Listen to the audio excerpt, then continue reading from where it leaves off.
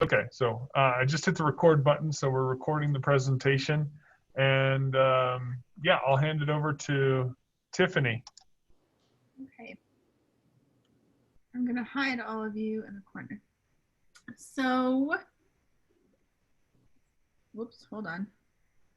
Okay. So, welcome. We are so glad to have all of you as part of our prevention pack, the Lobo Prevention Pack. We had to come up with a quick name for it, so that's what it is going to be. I hope you guys think that's an okay name. We had to brand it, and then, I mean, we're doing prevention advocacy work. So this training shouldn't go longer than an hour. As I mentioned to every single one of you, probably except for Grant. Sorry, Grant. He this program, or your internship, should I say, is going to be heavy workload in the beginning, and then it's going to lighten up towards the end. So hopefully that's the opposite of what your classes are. You guys are pioneers of this program. There's nothing like this ever been put into place on UNM. And I see this being a start for a peer advocacy program that will continue way after COVID-19. So first of all, I wanted to thank you all for being a part of this and being the pioneers and co-founders. Put that on your resume right now so you don't forget. So we're gonna talk a little bit today about, sorry, I'm trying to get there. So our objectives today are going to be to increase your knowledge on COVID-19, maybe the symptoms, the signs, prevention techniques, things you probably are already on top of, being that you are a health education major. We're going to go through some conflict resolution techniques that Greg will go through a little bit later in the presentation.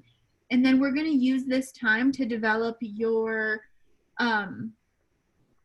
objectives and your contract. So hopefully we can have a little bit of a working meeting towards the end of this, so you can have that done and be able to turn it in this afternoon, if not by at least tomorrow after our meeting. Do you guys have any questions so far? No. Okay.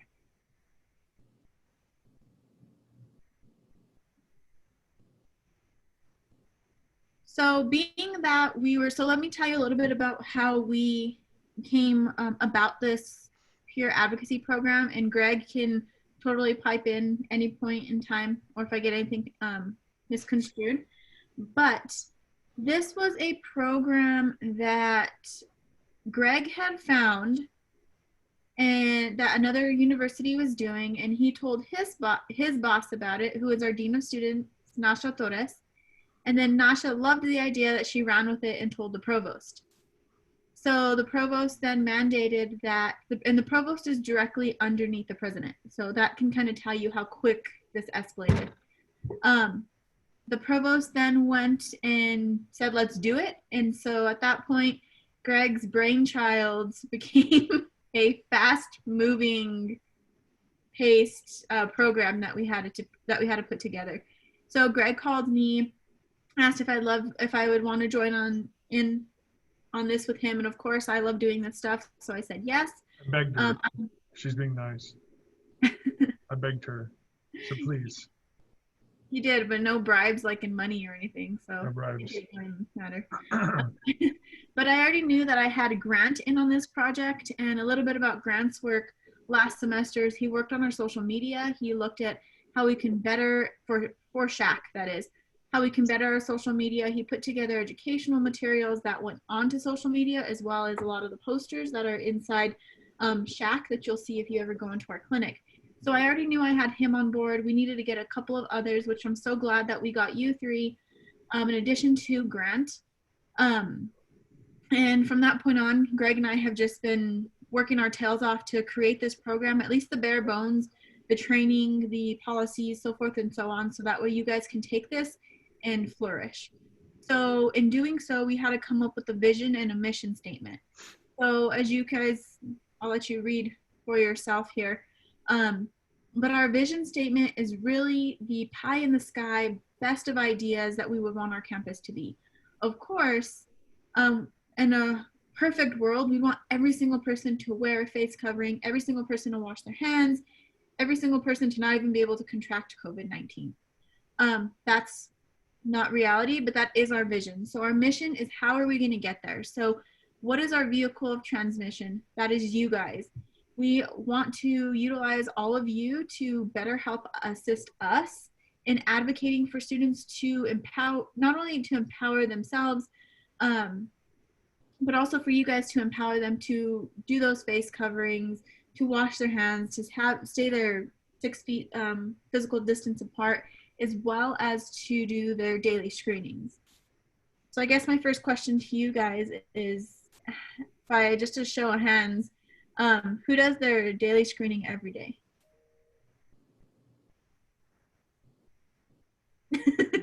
Okay. Thanks, Jakima. I appreciate you being real. It's true. I forget sometimes where it's like 3 o'clock and I'm like, oh crap, I forgot to do my daily screening.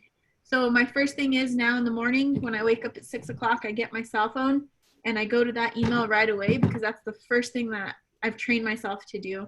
We kind of want to give students tools for that as well, on how can they do their daily screening. And then we'll give them cool prizes later on, which Greg has more information about, so he'll be able to tell you. So guidelines, policies, and procedures. So these are things that we have to follow, not only because it's a policy, but it's also the law right now. So starting with New Mexico, this is going to be a very important website that you all should be able to utilize throughout our entire internship. This is where they'll be updating. How many of you guys have actually looked at this website so far? No? Okay. Probably because you guys, okay. Well, if you don't look at this, it's probably because you don't have to. This is something that I have to live and die by on a daily basis. This tells you all the updates to our state, how many people have gotten positive testing, how many people have died, what the new, the meeting yesterday with the Supreme Court here in New Mexico said that, Governor Lujan Grisham did not go beyond her measures and with the restaurants, but now they're letting restaurants have indoor dining again at 25%. So those are types of things that you'll be able to find here. So that no indoor dining changed last night. I did not change this at that point. So you guys may have to go look up the updated one. But again, no groups larger than 5 people at one time have continued to be a part of New Mexico's policies and guidelines. When it comes to UNM, this is another very important website that you guys will be utilizing. You won't have to write this one down, because at the end of this, we'll show you a Teams that we built. Sorry for the million emails that you guys got today, but I was trying to set us all up so it'd be an easier way for us to get through it. But we still have the mandate of using face coverings on campus. We still have to use the appropriate physical distancing, hence why you see all the different signs all over campus. Hand washing and sanitizing techniques. We have to continue to empower our students to wash their hands. That's the #1 way, even more than face coverings, to prevent the spread of infection. So people need to wash their hands, and then to learn how to sanitize correctly as well, which is just like washing your hands, but with alcohol. The germs never get off people's hands. That's one thing they don't know. So these are kind of ideas that you may want to think about. While they may die, they don't get off their hands. So, and then again, completing their daily COVID screening.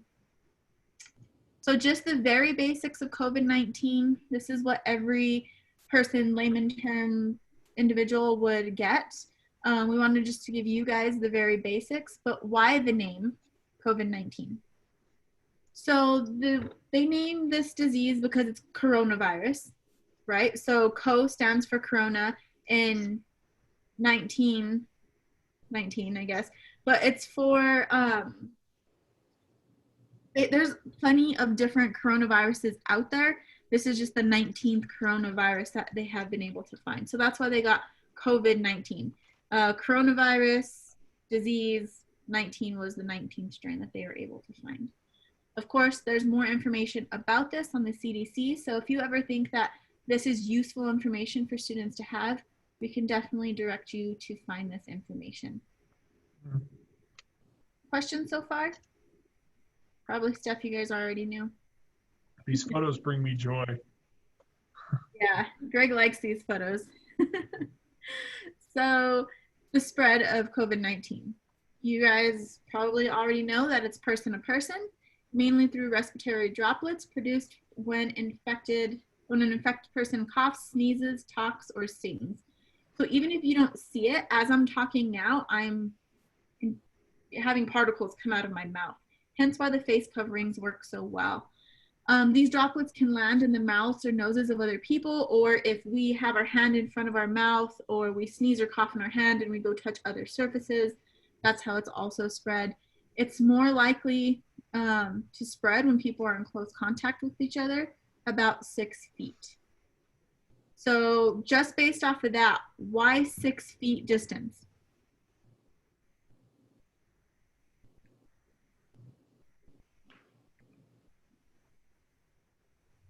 You know? I do not. When you cough, sneeze, talk, sing, it's a 6 foot distance that they've been able to find the smallest droplet. So we still, when you guys meet Grant in person, you'll see that his wingspan is like forever and a day. So inside Shack, we make this joke that says, use one of Grant's wingspans and you'll be, that's the distance you need to stay away from each other. So keeping that 6 foot distance prevents those particles from getting from you to another person. COVID-19 seems to spread easily, especially in communities, and we've had a lot of community spread lately. Knock on wood, if this is even real wood, there's real wood in my walls, hopefully. UNM has not seen the spread that a lot of universities have seen nationwide. So Greg has this really cool New York Times collage that he can show us about the spread that's happening at other universities. I can tell you guys that we have had, last week we had 4 people tested and not one of them was negative. This week we've had 3 people tested so far, and the first one that was on Monday was not negative. I mean, was negative, it was not positive. So our students are doing a really good job at wearing their face coverings and protecting themselves and others. We want to keep it that way. So hence why we have this program. So prevention, of course, wash your hands, avoid close contact, wear a mask covering your nose and your mouth. How many of you, by a show of hands, have seen people just with their mouth covered at the grocery store? Yeah. So this is a research. I don't know if you guys have seen that meme about like your underwear and your genitals compared to a mask and your nose. But that's a really good meme, and it kind of helps students to understand. So that's probably another task of what you guys will have is how do you educate students on covering both your nose and your mouth? Covering coughs and sneezes, cleaning and disinfecting. That's another good thing that you guys would be able to do about cleaning and disinfecting is doing some research on what actually works to kill coronavirus and what doesn't. Not all cleaning agents are the same. Not all sanitizers are the same. So that could be a cool educational component. And then maintaining your health daily. This is probably a big thing that a lot of people in college take for granted is their health. So you guys are at the most preventative stage in your life to prevent a lot of lifestyle diseases. However, in college, you're the most stressed. You're probably going out and partying, maybe not in this untraditional time, but in traditional times, you're poor. So you're eating a lot of ramen noodles or mac and cheese or anything that's under $2 at the grocery store. You're not moving much, especially now in COVID times because you have class, you have work, you have everything online. So these are a couple of aspects that we can definitely manipulate to be attributed to COVID-19 prevention as well. So now I will let Greg take it from here. All right, guys. So the objective with this is just know we can't possibly prepare you with every possible scenario. By nature of being selected for this, you know, we recognize that none of you are innately aggressive people that are going to be really bad at this. I will say that after having practiced over the course of the last couple couple of weeks on campus, it's a little bit challenging. You know, I'm not like the most confrontational individual either, but I think you can only do as much as you can. So the intention here is to give you a couple of different resources and tools. Most importantly, though, the expectation of what we're asking you to do, and more importantly, what we're not asking you to do. Does that sound good? Show of heads. Yeah, perfect. So this is the expectation. Don't do anything that's going to make you sweat. We don't want you guys to at any point feel like I need to put my own comfort at risk, because that's not the intention here, right? Some basic things. So let's say you approach a group of people that you notice aren't wearing face masks. Let's assume two things. It could be A, they didn't know the policy. That's probably unlikely. B, maybe they left it in their car, right? Or they're just in a space where they're like by themselves and they're outside and they're not within 100 feet of anybody, right? And they're like, I'm not going to wear my mask right now. Well, use your judgment, of course, but in any event, anytime I see someone on campus, I'm keeping a stack of these shifty little masks. These are pretty gorgeous. They're UNM branded. You guys have literally like 1,000 of these at your disposal. So anytime you're cruising around campus, I don't have a mask to be the reason why someone's not wearing one, right? So at a minimum, you can be very kind, very warm and say, hey, I noticed you didn't have a mask, or I noticed you already have a mask. Would you like an extra? You know, it's important to wash these, right? Because we don't want to wear the same mask every day. So some things to note. You don't want to like get super close if you can help it. Feel free to toss it to them, extend your arm out all the way. You know, you don't have to get within that 6-foot span if you don't want to. You can always wear we'll have plastic gloves and things that you can utilize as well. If someone's not wearing a mask, it's not your job to enforce it. If someone gives you heck, just to put it really simply, you don't have to continue to pursue it. But again, if that's part of what you're trying to learn, is you're trying to engage in discourse with people, I'm not going to stop you. Neither will Tiffany. Just know that that's not something that you have to feel compelled to do. Sound good? Same deal? Okay. So here's a little example of what to say. And we stole this from the people who do the smoking bans, the smoking ban violation. So, hey, how are you? I'm Greg with the UNM Lobo Protective Pack, right? You know, so like, I wanted to let you know it's required to wear a mask 100% of the time when you're on campus, right? Because they may not know that. We understand that wearing a mask is a personal choice. But my whole reason I'm here is because in the interest of public safety, it really reduces the spread if everyone's wearing a mask, right? Like you can give people whatever information you'd like. We know that face coverings are really helpful in preventing the spread of COVID-19. If you don't have a mask, here's one that you can utilize for today while you might be on campus. Thanks a bunch. See how non-confrontational that was? Now notice I didn't go, hey man, where's your mask? Here's a, you know, like don't do that. I think you'll find yourself between a rock and a hard place. I don't even have the guts to do that to somebody, frankly, personally. So maybe you are. Maybe Jakeem's just like, yo man, I'm feeling reckless today. I'm gonna go accost somebody with some verbal COVID knowledge, right? Here's another version. Like, let's say you're totally encouraged, in fact, to approach people who are wearing a face covering already, exercising social distancing. Here's some good stuff. And you can combine prompts 1 and 2. Hey, I want to take the opportunity to thank you for wearing a face covering today. That's like the fun thing to do. I more enjoy that, to be honest with you. When doing it on campus, I really like approaching people who are already wearing a covering because A, I feel more comfortable going up to them. B, it's like, this is validating. And let's say someone's around the corner who's not wearing a mask.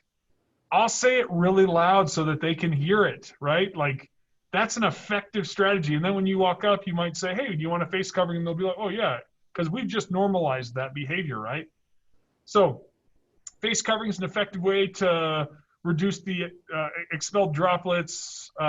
These are some different things. And then you're going to be equipped with some UNM swag bags and stuff, guys. You're going to have some cool stuff. Face masks. We're going to have like all these little like donated, like we got things like umbrellas. We've got T-shirts. We've even got things like AirPods. Dude, like you got some cool opportunities to give out some really cool stuff. I don't want to dwell on this. You get the general gist, but this one's very important, right?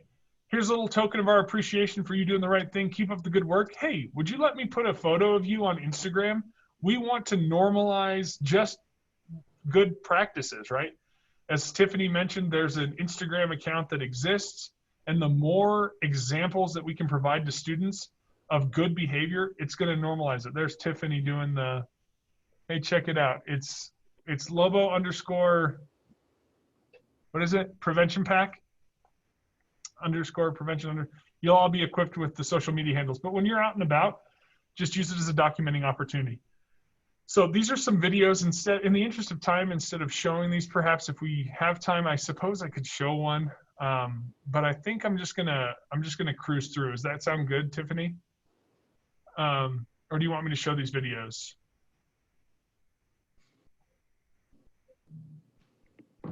Sorry, I was muted. Let's just go through the training, and then we can see how much time we have, because we want them to be able to work on. Yeah. I will say this: these videos are awesome. These videos are awesome, and they will help you to explain to practice on your family. Like, explain to family members who might say, like, I don't really want to wear a face covering. You can be like, all right, this is the truth. This is why it works, right? And not all face coverings are equal, right? Like, some, if it's really flappy and your nose is exposed or your nose is out, that's not very effective. You guys will also have access to this training as well. So a couple of de-escalation. These are all going to be super duh. Okay. I'm not going to, this is not me teaching you something that's not already innately in your repertoire. Obviously, if someone raises their tone of voice, keep yours low. Try not to argue. Validate their feelings on the matter. That's a huge thing, right? Like, if someone's really adamant, there's a certain situation where someone might not be wearing a face covering because maybe they have a respiratory condition and a face covering is like really hard for them to manage, right? Maybe they have a disability that allows them to not wear a face covering. So don't assume the worst. Don't just assume this guy's a jerk or this girl's a real jerk just because they're not wearing the face covering. Try and validate their feelings on a matter. Avoid making demands. Remember, like you don't have to make demands. You don't have to stand there on a hill until they put on a face covering. Just walk away, equip them with the resource they need, and that's totally fine. Some other de-escalation things: don't put yourself at risk. Use we-centered language. I'll show you an example that Tiffany shared with me a while back that's really great. Know that you can always make referrals to the Dean of Students office, but you're not going to have to photograph them. Don't beg them don't accost them for their name. Does this sound comfortable? We don't want you to feel like I'm the mask police. You're here to help prevent the spread of COVID. You're not here to confront the jerk who's never going to change their opinion. That's not your job. And you don't have to feel like it needs to be your job. I hope you have some solace in that. Repeat what the person says, to make sure that they understand that you heard what they said. These are some cool things. Be really honest with them. Like, if you encounter someone out on Johnson Field who's just out there stretching, not wearing a mask, use personal experience. For example, I hate going for my morning walk with a mask on. I hate it. But you know what? I do it. And I've noticed that along my walking path, people will see me wearing a mask, and then 2 days later, they're like, oh my gosh, I'm such a jerk. I should be out here wearing a mask too. If this big 300-pound guy can do this, then I can do it, right? And so you can start to normalize the behavior in that sense by setting the example yourself. For example, there's no one in my office right now, but I'm inside a building and I'm trying to set a good example for people, right? Yeah, I should be wearing a face covering if I'm in my office. So be honest and tell people about what you struggle with. That's the best advice that I could ever give to someone. If you guys can read these, here's some great examples that Tiffany found from an NPR article. So I'll read this to you. It says, some things to do. Do ask a person with authority to help enforce pandemic rules. So for example, I'm at your barbecue. Your barbecue's great, but I noticed that some people are not social distancing. Just wanted to bring that to your attention. Notice that he didn't say, and therefore I'm going to go be the mask police, right? You don't have to do that. This one is my favorite.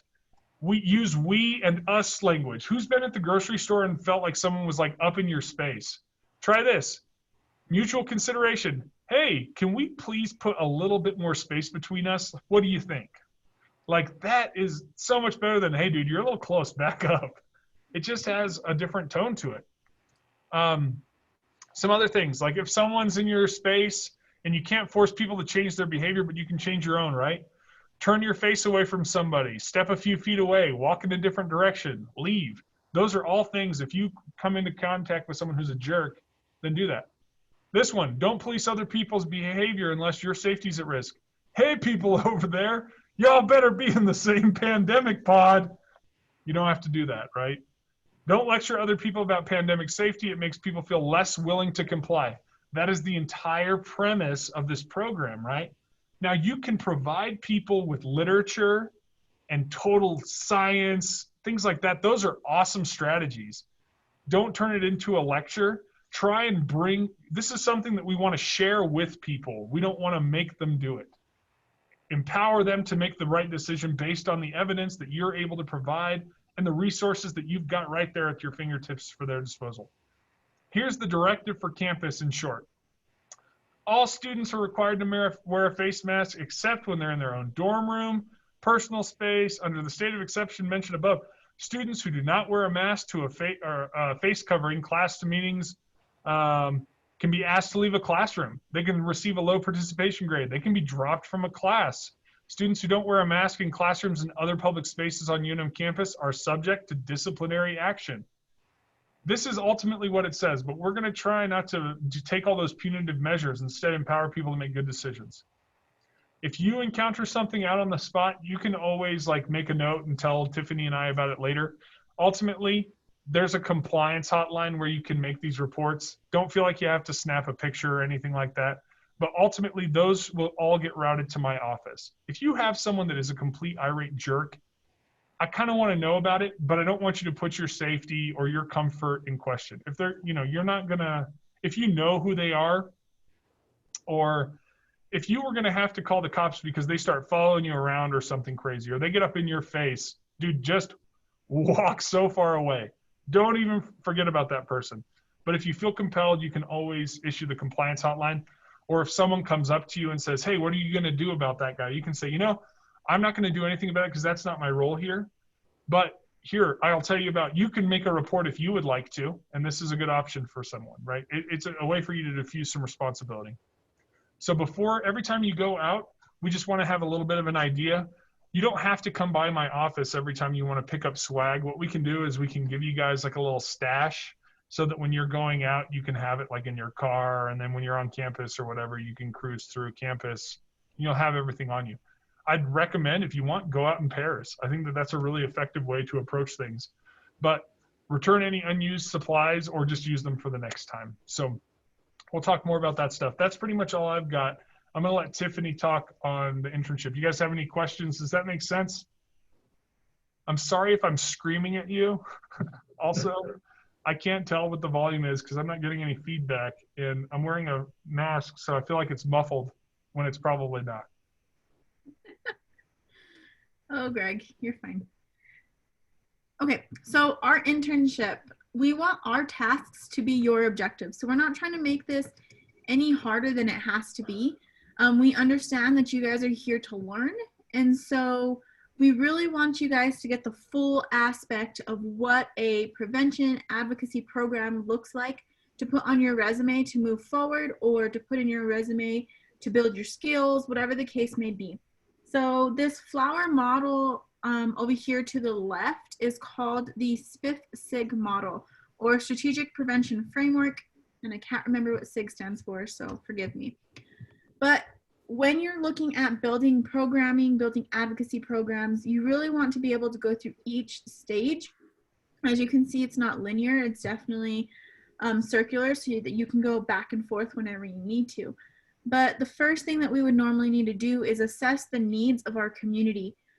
We've kind of surpassed that a little bit. We will have you guys we've done a lot of the research, and since Grant was a second semester, he had to do a little bit more than you guys did as well. So we do have that already done for you, but it's really looking at your community and what is the problem in which you're trying to address. We've been given and we've been tasked our problem.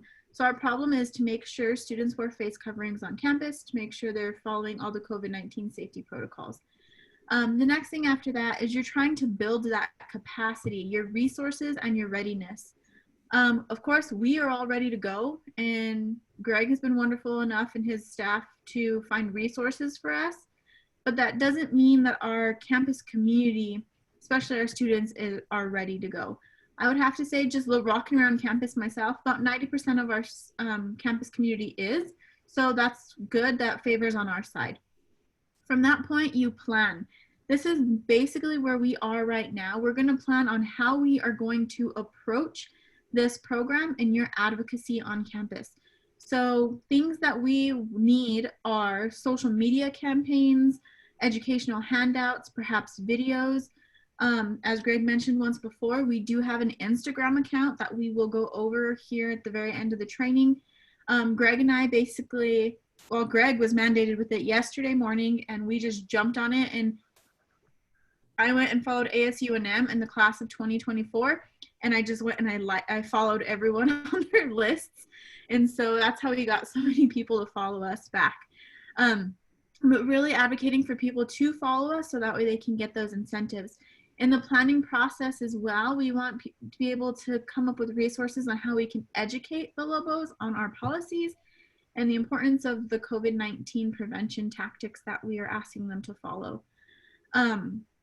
So again, for the next week or so, we'll definitely be planning in that planning process. Tomorrow, we're going to kick right off with what we need to get done and have tasks ready for next week for everyone to partake in. Implementation, that's as soon as, that's just doing it. This is my absolute favorite part of community health, of public health, is getting out there, boots on the ground, doing the work. So given that, that's when you're actually going to be advocating for students to protect one another and to protect the PAC. So again, the needs assessment is the research that we've already put together that you guys will need to read and complete. Everyone is asked to do this. We've already built the capacity for you. The planning will be to create and educate, put together materials for that. That's you guys. You are the biggest stakeholder that we can ask for. Nothing about us without us is a very common theme that you'll hear in public health and community health. I cannot come into a college campus with traditional students at the age of 31. I think I'm 31 still. Yeah, I think I am. Anyway, at the age of 31, thinking I know everything. I learn lingo from my 18-year-old student every single day. Like, I learned what smacks was today, which it's not a cereal.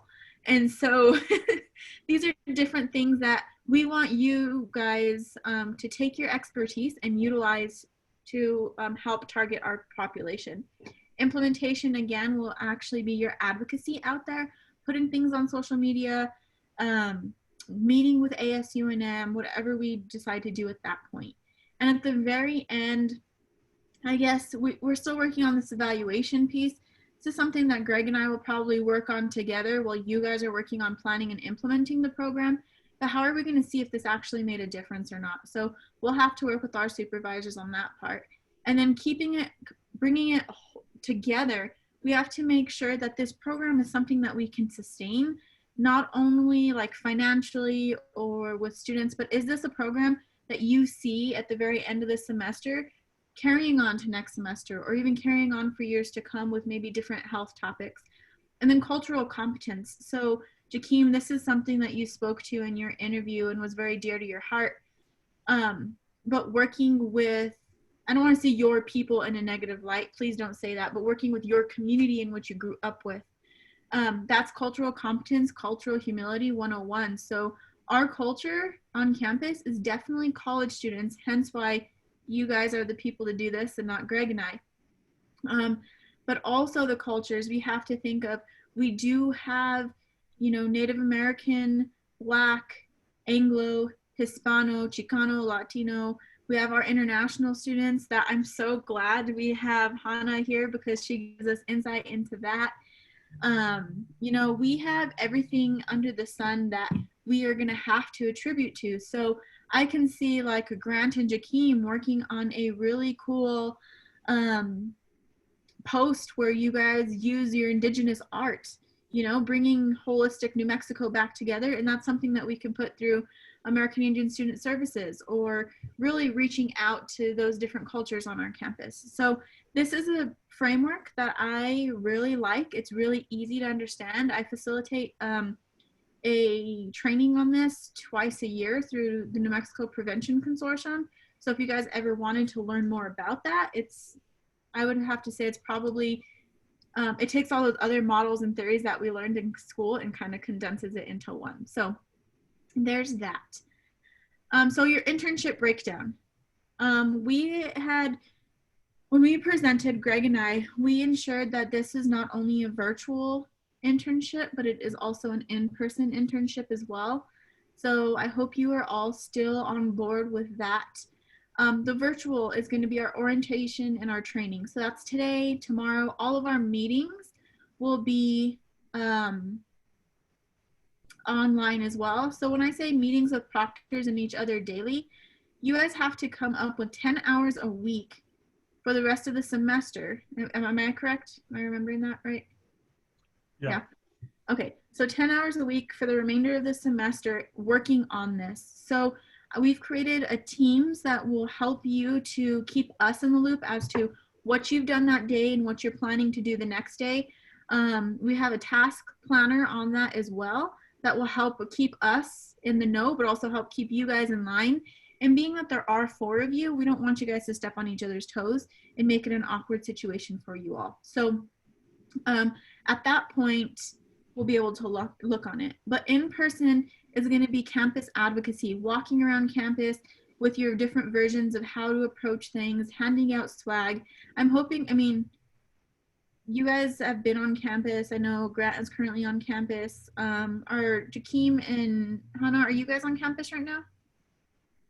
I'm at Lobo Rainforest. It's about not that far from campus. Okay. And I live right across the campus. So. Okay, so you guys are very familiar with like what's happening in the dorms, what's happening on campus and so forth. So I'm hoping there's not too many people on campus, but you know, we want you to really hit the hot spots like Johnson Center, the Sub, the Duck Pond. There's a couple of other places that, you know, we'll identify for you and you guys can identify for us as you're walking around. But that's going to be your in-person. And we're hoping that each one of you could at least do it twice a week and hopefully on alternative days, of course, and go into pairs. So that's something I need you to start thinking about so you can work with each other on. Okay, so now your objectives, we have to keep them SMART objectives. So we'll come back to this because this is what we kind of want to end with so that way you guys can work on them. But we really want you to review your competencies and relate them to the tasks that we have said that you need to happen and then write them down and then meet with myself and Greg probably by tomorrow. If you guys can do this tonight, that would be great. It's only 3 objectives that you have to do. So first to-dos, there is a folder that we will go through, and I keep saying we will. I just want to get through this PowerPoint. But there's literature in a shared folder that you will read. Just make sure to review these in websites. The New Mexico Department of Health, the Center for Disease Control, the World Health Organization, UNM's coronavirus, and Bringing Back the Pack. This is really where we're going to be pulling a lot of our information, data, resources, etc. from. We want you guys to summarize the literature that we're giving you, just so we can have a tangible item to give to Megan, something that you can show, something you can put in your portfolio. We're not asking for much, maybe 1 to 2 paragraphs on the literature that you've read and kind of basically condensing it all so we can see that you understand what we've asked you to do. And then create a list of ideas for this program, add to your summary submission. So when you guys write in your notebooks every week, kind of putting those ideas in your notebook, so that way Megan can see what you're doing and then we have an idea of what you're planning on going forward. And then finalizing your contracts with us, of course, so we can have that turned in. But all in all, what we want to do with this is we just want to protect the pack. This is our hashtag that SHAC uses. And now more than ever, this is, it follows right in suit with what we are trying to do on campus. We don't want any of our students to have to get coronavirus to learn their lesson or whatever the case may be. So with that being said, Greg, can I share my screen now? Sure. It should be equipped. Okay, perfect. I just have to stop. Thank you. Okay, so this is what, can you see my screen? Yes? Okay. Sorry, I can't see you guys on here, so I have to try and maneuver this around. So this is what our email looks like when we get into our Lobo mail. You're gonna click on this little waffle when you get in, and then click on Teams. When you click on Teams, I don't know where it's gonna open up because I don't know where I left it. It should open up to this and the teams in which you're on. So when you click on Lobo Prevention Pack right here, on this, what we call Teams, it has posts. So this is probably where you guys got 1,000,001 emails from me this morning, because I was trying to give you guys all like access to this. But this is where we can just talk back and forth. What are we doing? Do we have questions? Blah, blah, blah. Of course, you can always email us as well, but this is a great communication line that we can all utilize. Our files that we talked about are going to be in here. So Peer Advocates, these are all of the articles that we said we had pulled. Of course, again, please don't read all of them. I'm not your graduate professor who's going to say, I need you to read all these and give me a thesis in detail. That's not it. We just want you to review them, skim over them, read the abstracts, read the conclusion, give us a 1 to 2 paragraphs again about what you understood from these different articles.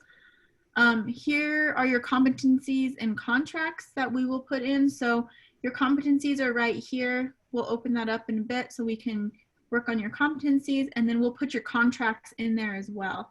Once you guys, you guys can drop your, you will pull up the competencies on here, and then you guys can utilize your own contracts to fill that out, and we'll just save them in here so we all know what everyone else is doing. Following COSAP's lead, this is just the stuff that was in our training today, so you don't really have to worry about following COSAP's lead. Internship hours, we do need a schedule of your hours and what you are able to work throughout the week. Again, it has to be 10 hours.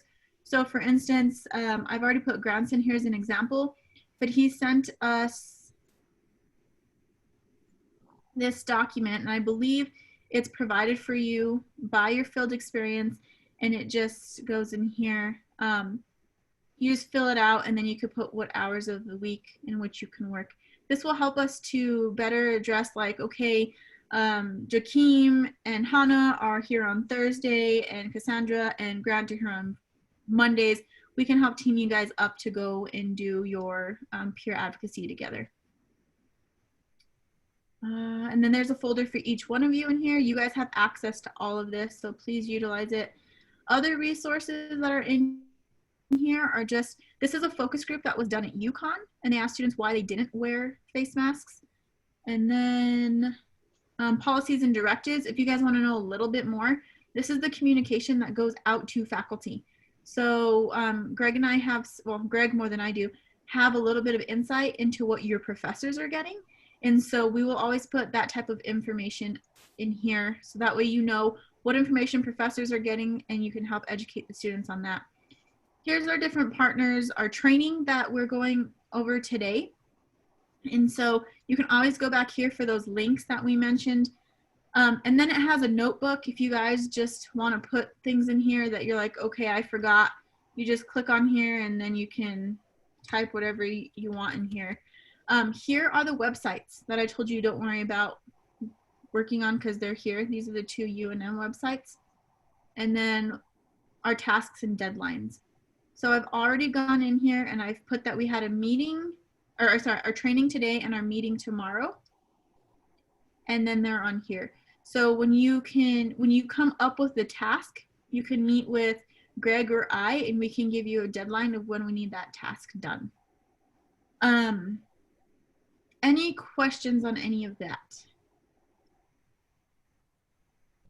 I do. So with the websites, and then like you mentioned, we need at least 1 to 2 paragraphs written down on how we understand what's written in it. Do you want us to write like for each website, or like summarize the whole thing? Summarize the whole thing. I don't want to make this harder on you guys than you need to be. I just Okay. want you to review the articles, the conclusions, and then write 1 to 2 paragraphs on, okay, this is the gist I've got from COVID and peer advocacy, and that's what I need to do. Okay. Grant did one already. So we're having Hannah, Jakeem, and Cassandra review the COVID ones, because I had Grant review peer advocates ones. So once we have those 2 done together, we'll review them as a group. And we can go about deciding what your summary was of them, what did you grasp, what did other people grasp, because we can always learn from each other, and then move forward with that. Okay. So here are your competencies. Do you guys kind of have an idea thus far of what you want to do?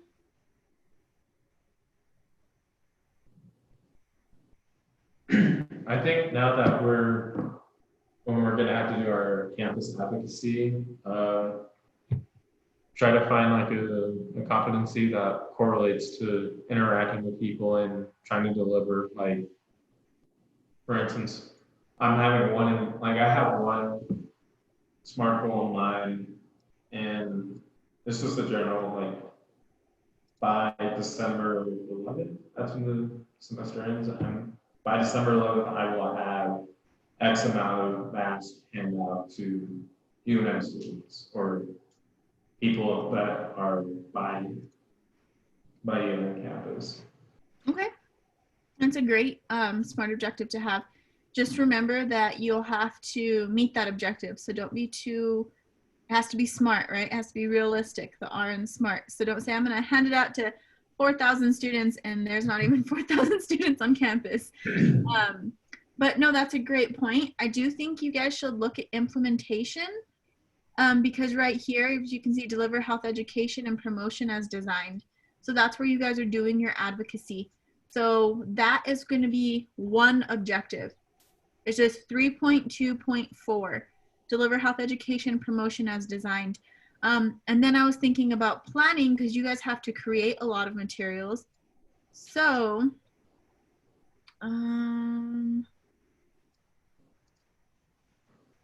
select, I guess we're already giving you guys this, but here it is right here. Develop materials needed for implementation. So it's 2.4.2. So these are kind of the ones that you can do.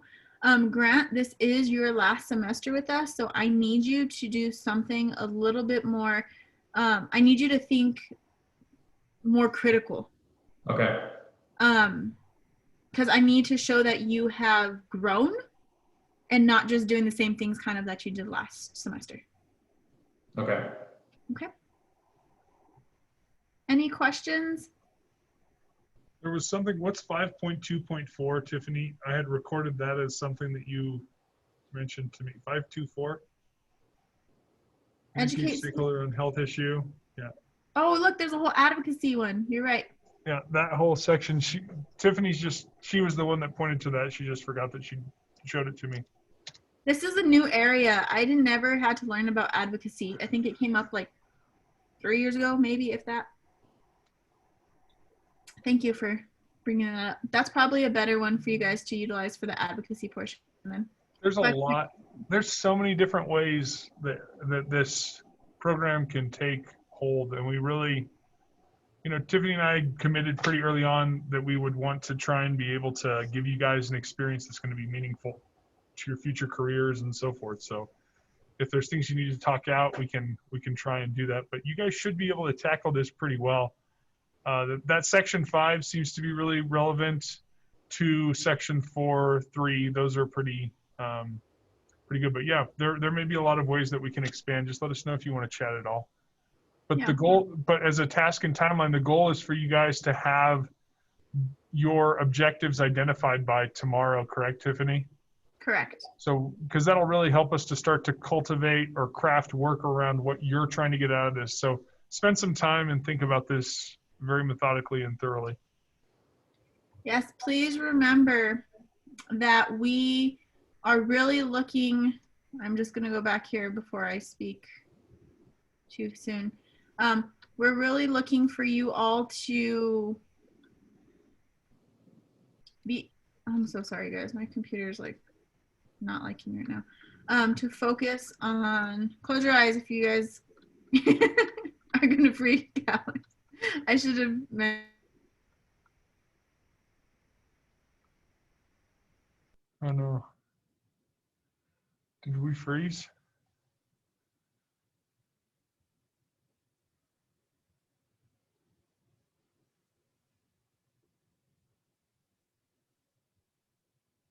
You're scrolling through that. Sorry, Hannah, you're the one that had to look at it. You're fine. But these are our tasks, so please keep these in mind when you guys are doing your competencies. Everyone's going to have a research one if you want to put that in there. It's kind of, we've already done the research, so I feel like that would kind of be cheating you out.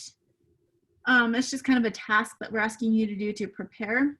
So make sure that everyone does have an advocacy one. Whichever one you choose is up to you, as long as you guys can prove with your activities and your SMART goal and your deadlines that you can achieve that. Think about what's going to help you succeed in your future when it comes to that. But then also look at the communications, the planning, and the implementation for the create and educate portion of our tasks. Do you guys feel comfortable? You guys have seen this SMART goal thing before. It's not new to any of you, or it is new to you, or? What's that? Is this new to you guys, this part? Yeah, I'm good with that. Hannah, Jakeem, are you guys familiar with SMART goals? No, it's pretty new for me too. It's kind of new for me, but I remember doing it back. I think it was about my sophomore year, something like that. I think we made like SMART goals for one of my classes, but that's pretty much all I remember. Okay. So a SMART goal has to be specific. So it has to tell you exactly what you're going to do. A measurable, you have to have something in there that is a number value. Attainable, it has to be realistic. Relevant, has to be relevant to this time and place, and then time bound. So for instance, Grant said earlier, by December 11th, so there's your time bound, and your time bound, I will have provided 40 masks, relevancy because it's COVID-19, measurable because there's the 40, to students to protect themselves during COVID-19. So by December 11th, I'll have provided 40 masks to UNM students to help prevent the spread of COVID-19. So do you see how specific it is, how you were able to measure that? Like, crap, I only did 20 masks, or, oh, I succeeded that and I did 70 masks. It's attainable given the times that we're in, and relevant. So if you need help with that, please don't hesitate to reach out. You can Google SMART goals and probably just find so many examples and just base them off of that. Yeah, I think of like, if you, let's say you were really adamant, social media related, you were like, I will make an informational graphic post twice per week until December 1st, related to COVID-19, right? Like that's a pretty specific that's a pretty good SMART goal. I will, let's say by September 15th, I will create a one sheet flyer with COVID specific safe practices and educational information that I can hand out when I'm doing my field work, right? Doesn't have a number to it, but it's got a specific measure. Like if you don't have a flyer, you didn't do it, right? Like specific, it's got a time to it. Doesn't always have to be quantified in a number. Just if the outcome is met, that can be the measure. Another thing you guys can think of as well when putting this together, we want to keep things as touchless and contactless as possible. So if you do create a PDF We can add it to the Dean of Students website. We can add it to a SHAC website. And then you guys can make QR codes and you can have people scan the QR code when you go up to them and it'll pull it up on their phone. That's So these cool. are like innovative ways too that you can think of when you're trying to come together with your objectives. Yeah, I had actually a question because while Greg was talking about the handouts, is there a way that we, I mean, do we have an opportunity where we can make our own handouts and just, you know, probably just share it out and Go Lobos. yeah, or like maybe, I don't know, I'm into a little art, so maybe I can just make some a little cute handout or something, so people Sure. don't And really have to read a lot, but like they can just see pictures and be like, oh yeah, I need to wear Yeah. face mask or And wash my you hands. let us know what you need. Like, let's say you need to print those. Come, you know, we'll get together and we can produce we can print them in house for you or whatever. So yes. So could that be my objective, or does it have to be something else? That could definitely be your objective. However, remember this is for a whole semester, so you can't really create one thing. So you Yeah. can add that. You can be like, I will have created at least 4 Mhm. educational or materials or whatever, and that could definitely be part of your 4. Okay. Yeah, for sure. I'm going to go ahead and stop recording real quick.